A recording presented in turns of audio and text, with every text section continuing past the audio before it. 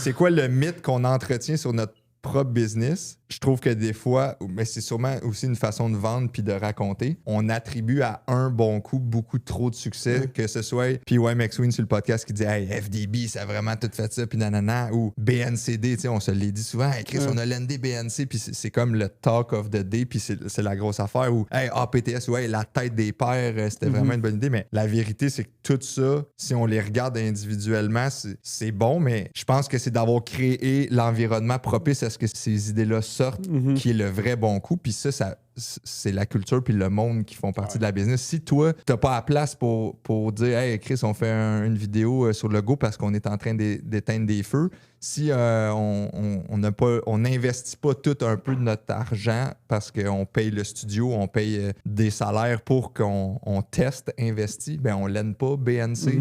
Si le gars de BNC a pas vu, on redresse ça avec McSween, peut-être qu'il est pas intéressé. C'est l'effet papillon de toute l'équipe. Ben, je pense. Fait que moi, je trouve que c'est un mythe parce que souvent, mais ça vend. Ben, c'est une tendance humaine. Là. Moi, le premier, à s'attirer les mérites. Là. OK, c'est grâce à moi.